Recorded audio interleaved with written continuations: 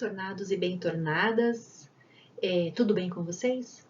Bom, gente, no bloco de aulas anterior, nós falamos sobre a jurisdição.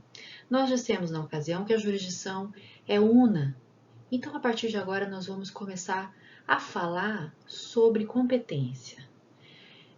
Por uma questão de organização e conveniência, foram criadas regras de competência, né, e especialização dos setores da função jurisdicional.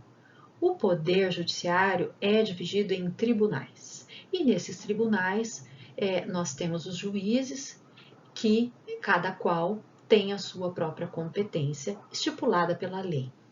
O professor Fred Dias Júnior, ele diz que a competência é a medida da jurisdição, né? Que é a quantidade, então, de jurisdição cujo exercício é atribuído a cada órgão ou grupo de órgãos. Antes de começarmos a nos debruçar sobre os artigos 42 a 66 do Código, que tratam das questões relativas à competência, nós vamos mencionar as disposições do título 2 do Código que remetem aos limites da jurisdição nacional, certo? E da cooperação internacional. E, em especial, o seu capítulo 1, que fala dos limites da jurisdição nacional.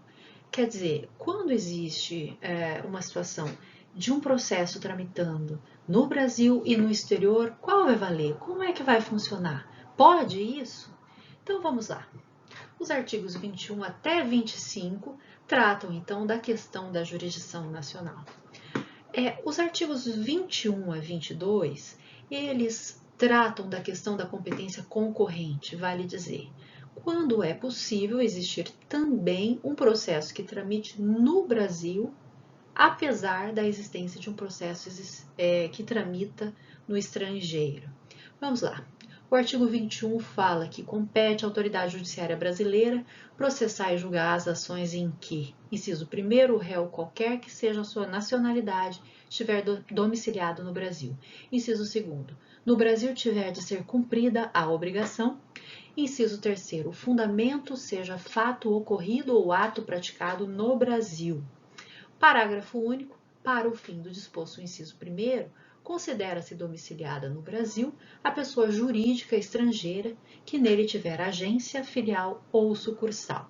Já o artigo 22 determina que compete ainda à autoridade judiciária brasileira processar e julgar as ações de alimentos quando o credor tiver domicílio ou residência no Brasil, o réu mantiver vínculos no Brasil, tais como posse, propriedade de bens, recebimento de renda ou obtenção de benefícios econômicos, inciso 2º, decorrentes das relações de consumo quando o consumidor tiver domicílio ou residência no Brasil, inciso 3º, em que as partes expressam ou tacitamente se submeterem à jurisdição nacional. Quer dizer, nesses casos bem explícitos, bem diretos e objetivos aqui, dos artigos 21 e 22, a competência da justiça brasileira será concorrente. Ela não exclui a competência da jurisdição internacional. Já a regra do artigo 23 traz a competência exclusiva da jurisdição brasileira. Diz lá o artigo 23 que compete à autoridade judiciária brasileira, com a exclusão de qualquer outra, conhecer de ações relativas a imóveis situados no Brasil, em matéria de sucessão hereditária, proceder à confirmação de testamento particular e ao inventário e à partilha de bens situados no Brasil, ainda que o autor da herança seja de nacionalidade estrangeira ou tenha domicílio fora do território nacional.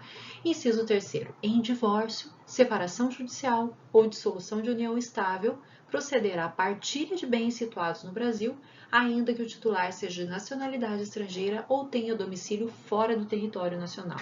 Pessoal, aqui nós lembramos dois outros artigos que têm alguma conexão com essa questão tratada aqui no artigo 23. E são eles os artigos 10 da Lei de Introdução às Normas do Direito Brasileiro e o artigo 5º, inciso 31 da Constituição. O artigo 10 da LINDB, ele diz basicamente que a sucessão obedece à lei do país em que estava domiciliado de cujos, né? E o artigo 5º, inciso 31 da Constituição, trata da norma dos bens de estrangeiros que são situados no Brasil. Quais são os casos em que será regulada pela lei brasileira, né? Ou seja, quando os bens estiverem situados no Brasil e for deixado pelo cônjuge ou herdeiros brasileiros, sempre que a lei estrangeira não for mais benéfica aos herdeiros brasileiros. Então, essas disposições, tanto o artigo 10 quanto o artigo 5º, que a gente acabou de mencionar, dizem respeito a direito material, né? E já essa disposição do artigo 23 do Código de Processo Civil diz respeito à regra processual aplicável. Quer dizer, o artigo 23 refere-se ao órgão jurisdicional competente, que no caso será o brasileiro. O artigo 24 do Código, por sua vez, vai nos trazer a questão da litispendência e vai disciplinar o seguinte: que a ação proposta perante tribunal estrangeiro não induz litispendência e não obsta a que a autoridade brasileira, judiciária brasileira, conheça da mesma causa e das que lhe são conexas, ressalvadas as disposições em contrário em tratados internacionais e acordos bilaterais em vigor no Brasil. Parágrafo único. A pendência de causa perante a jurisdição brasileira não impede a homologação de sentença judicial estrangeira quando exigida para produzir efeitos no Brasil. Quer dizer, quando for hipótese de competência concorrente previstas nos artigos 21 e 22 do Código de Processo, né? Ou seja, quando há a possibilidade de duas ações tramitarem, mesmo que idênticas, uma em jurisdição brasileira e outra em jurisdição estrangeira, quando acontecer isso, a ação brasileira ela vai continuar tramitando normalmente, ela não será extinta por hipótese de litispendência, né? Então, valerá a decisão que primeiro transitar em julgado para o ordenamento jurídico brasileiro. Para o caso de sentença estrangeira, a sentença estrangeira deve ser homologada perante o STJ, porque isso é previsto no Código de Processo, né?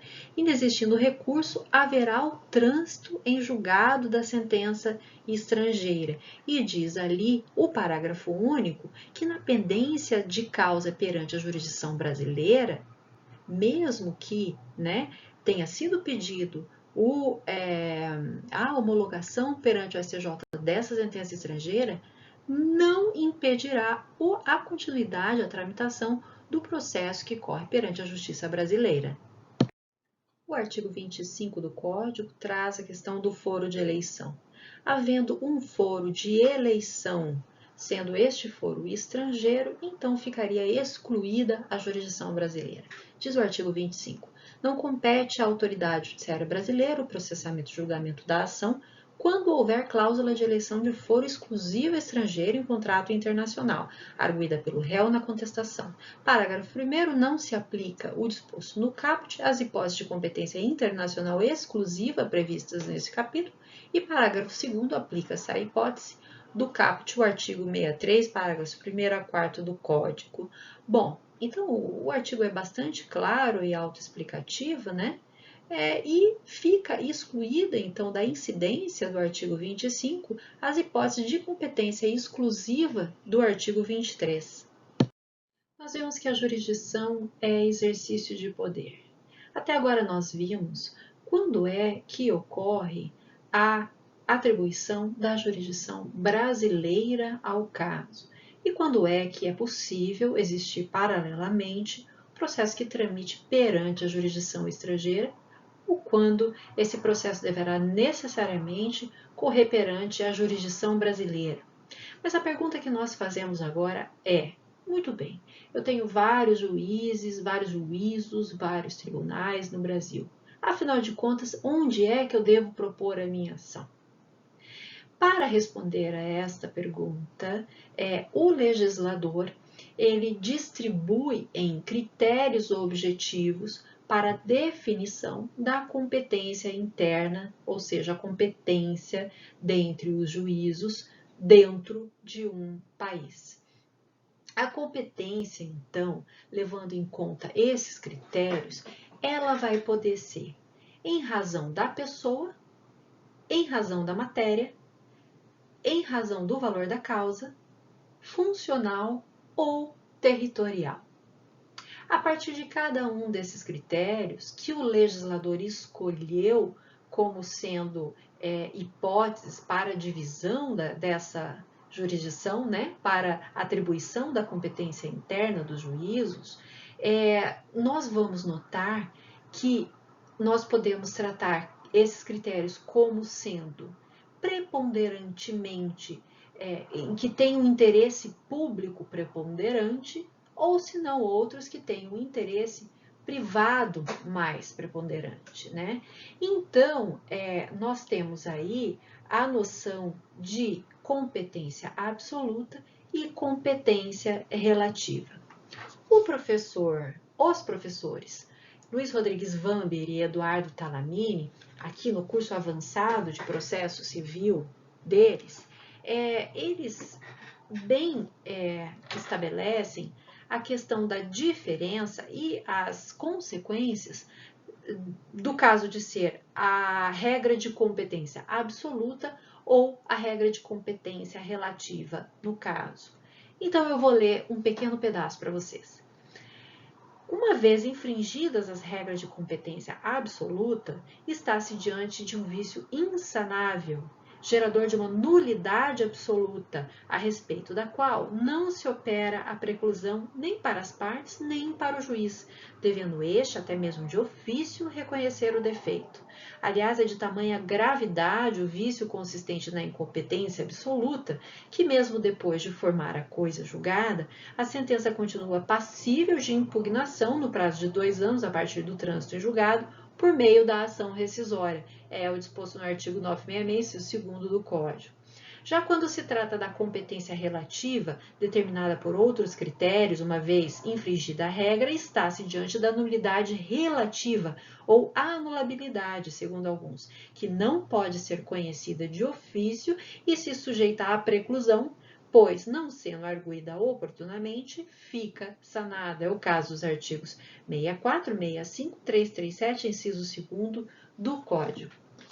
Então, em relação a esses critérios que mencionamos brevemente anteriormente, ou seja, a competência em razão da pessoa, da matéria, do valor da causa, funcional ou territorial, nós podemos ligar cada qual a uma preponderância de competência, seja absoluta, seja relativa. Vamos dar exemplos, então?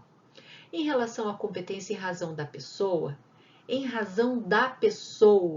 nós temos, então, uma distribuição de competência segundo um critério de acordo com quem está litigando, certo? Essa competência ela vai ser absoluta, é o exemplo das varas de fazenda pública, em que nós temos uma pessoa específica, que no caso é uma pessoa de direito público, a fazenda pública litigando em juízo, portanto, essa ação em que litiga a fazenda pública, ela será de competência de juízos que têm competência para processar e julgar ações em que esteja presente a fazenda pública.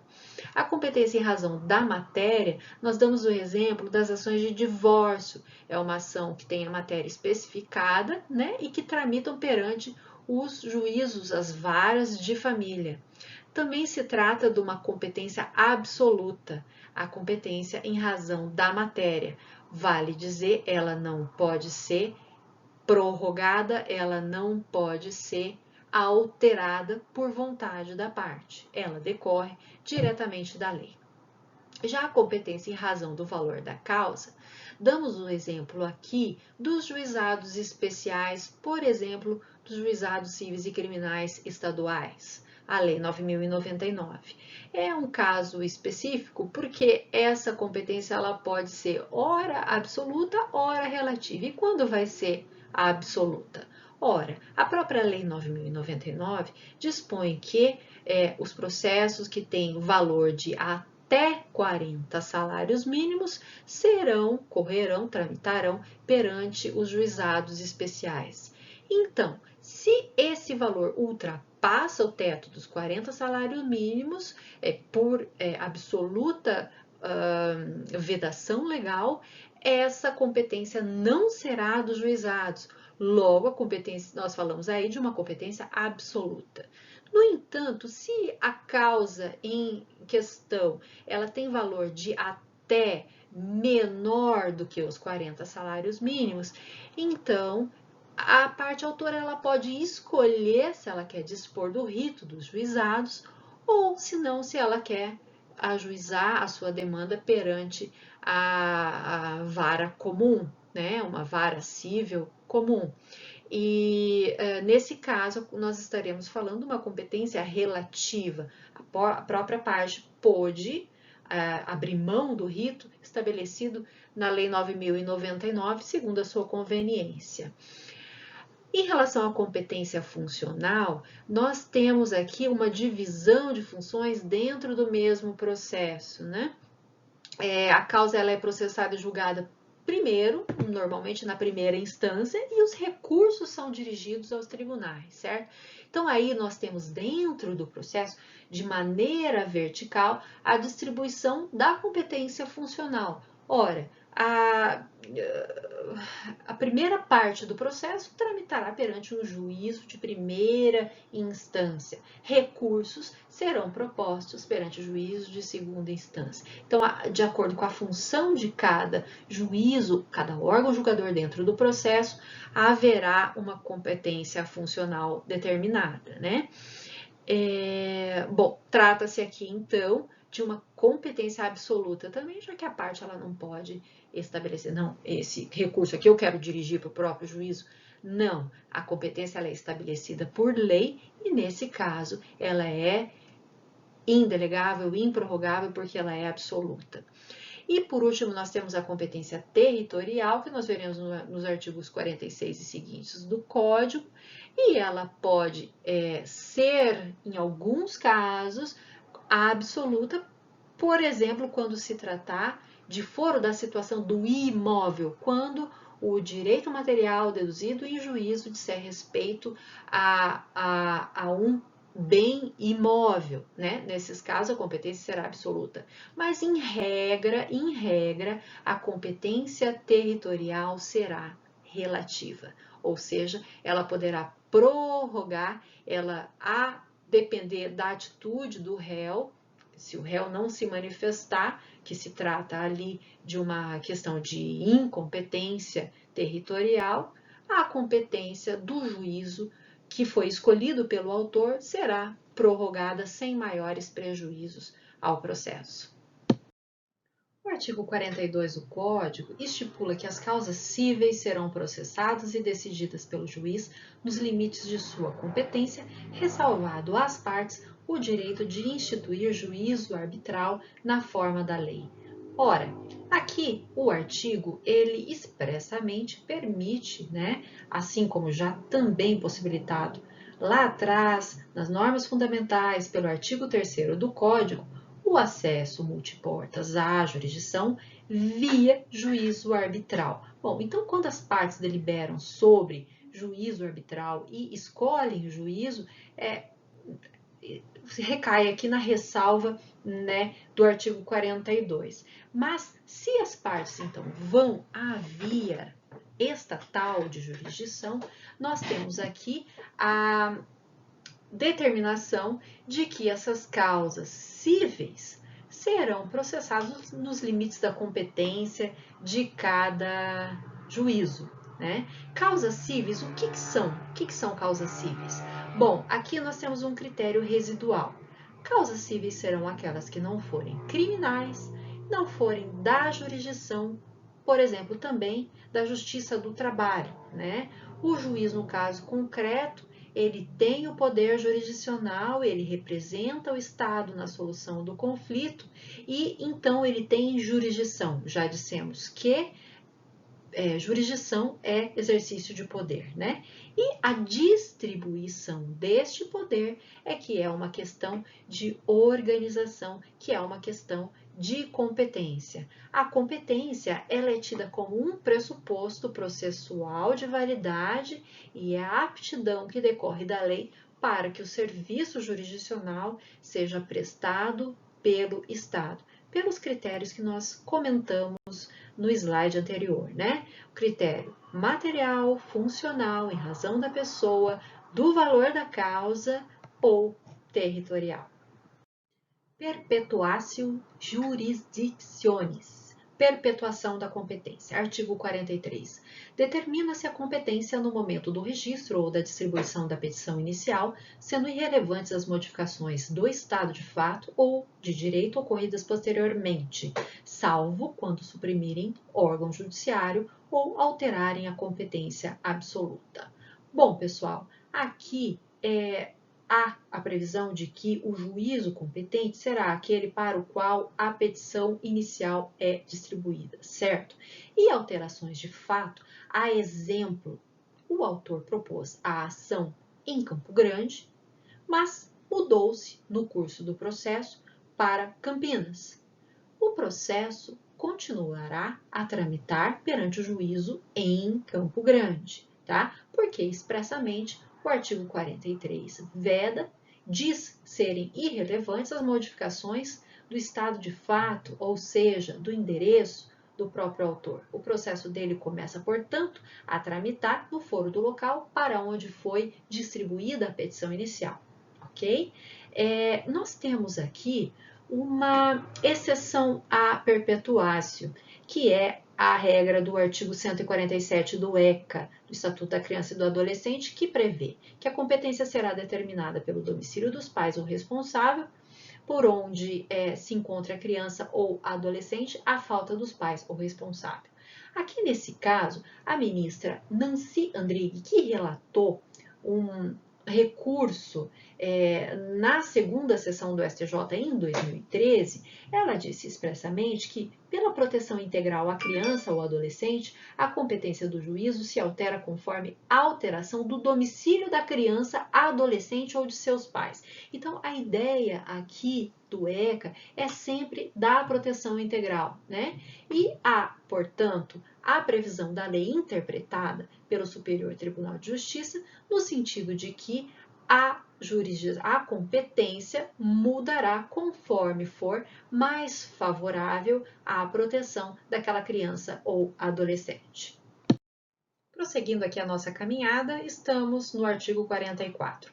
Obedecidos os limites estabelecidos pela Constituição Federal, a competência é determinada pelas normas previstas neste Código ou em legislação especial, pelas normas de organização judiciária e ainda no que couber pelas constituições dos estados.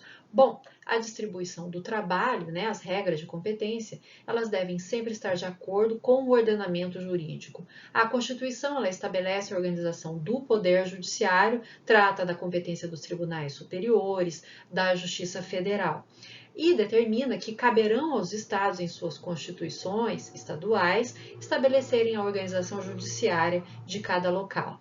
A competência para a iniciativa de lei que implique na alteração da organização e da divisão judiciárias, ela é privativa do tribunal respectivo. Isso está lá previsto no artigo 96, inciso 2º, a linha D da Constituição Federal, e é uma forma de proteção à independência do Poder Judiciário. Competência da Justiça Federal, artigo 45 do Código de Processo. Tramitando o processo perante outro juízo, os autos serão remetidos ao juízo federal competente, se nele intervier a União, suas empresas públicas, entidades autárquicas e fundações, ou Conselho de Fiscalização de Atividade Profissional, na qualidade de parte ou de terceiro interveniente, salvo as exceções às ações que já conversaremos sobre. Mas aqui a cabeça do artigo, ela traz a hipótese de processo que tramita perante a Justiça Estadual e, de repente, intervém neste processo União, empresas públicas, entidades autárquicas, etc., seja como parte, seja como terceiro interveniente. O que vai acontecer então? Acontecerá um deslocamento de competência à vara da Justiça Federal. A competência da Justiça Federal, ela vem disciplinada no artigo 109 da Constituição Federal. Os incisos 1º e 2º do artigo 45, eles ressalvam as ações de recuperação judicial, falência, insolvência civil, acidente de trabalho, dizendo então que permanecerão nesses casos a tramitar perante a Justiça Estadual e faz ressalva também às questões sujeitas à Justiça Eleitoral e à Justiça do Trabalho, que são justiças especializadas que têm, portanto, a competência disciplinada também perante a Constituição Federal. Uma observação muito importante que não podemos deixar de passar, não podemos deixar de mencionar, é a situação dos casos em que há previsão expressa, seja na Constituição Federal ou seja em lei, de atribuição de competência à Justiça Estadual, muito embora, em princípio, pela regra geral, tais casos devessem tramitar perante a Justiça Federal. Mas assim quis a Constituição Federal, assim quiseram algumas leis, que mencionarei agora, que tais casos sejam processados e sejam julgados perante a Justiça Estadual. E por quê? Essas exceções, elas são previstas, seja na Constituição, seja em leis, em razão do direito fundamental da parte de acesso à justiça, seja também por conta de hipossuficiência da parte autora.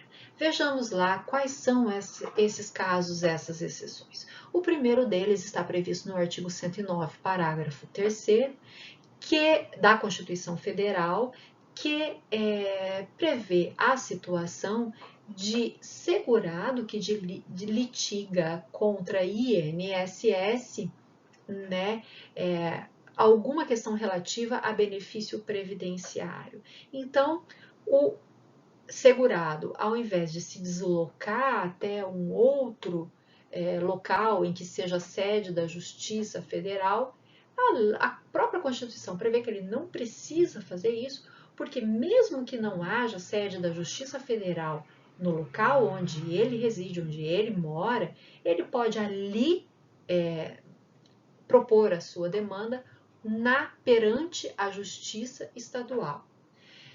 Temos também o caso do artigo 129, inciso 2º da Lei 8213 de 91, que dispõe sobre acidentes de trabalho. Temos o caso da Lei 7347/85 de ação civil pública, que estipula como sendo o foro do local do dano aquele que tem competência funcional para o processo de julgamento do caso. E tem também o artigo 46, parágrafo 5º, que prevê a situação da execução fiscal que tramitará perante o foro do executado. O inciso 45, parágrafo 1º do Código, estipula que os autos não serão remetidos se houver pedido cuja apreciação seja de competência do juízo perante o qual foi proposta a ação. É o caso, por exemplo, de uma causa em que existem 3 pedidos, sendo 2 em que a União tem interesse e a União não tem interesse, logo pode ser julgado pelo juízo estadual. Então, nesse caso, dispõe o parágrafo 1º que não haverá o deslocamento de competência à Justiça Federal. O parágrafo 2º, na sequência, vai dizer como é que isso vai acontecer. Parágrafo 2º, então. Na hipótese do parágrafo 1º, o juiz, ao não admitir a acumulação de pedidos em razão da incompetência para apreciar qualquer deles, não examinará o mérito daquele em que exista interesse da União, de suas entidades autárquicas e de suas empresas públicas. Ora, o juízo estadual, então, competente para analisar aquele pedido em que não há interesse da União, suas autarquias, empresas públicas e etc., analisará aquele pedido em que ele, juiz estadual, é o competente, né? E declara-se incompetente quanto à análise dos demais pedidos. O parágrafo 3º dispõe que o juízo federal restituirá os autos ao juízo estadual sem suscitar, deixa eu prosseguir aqui,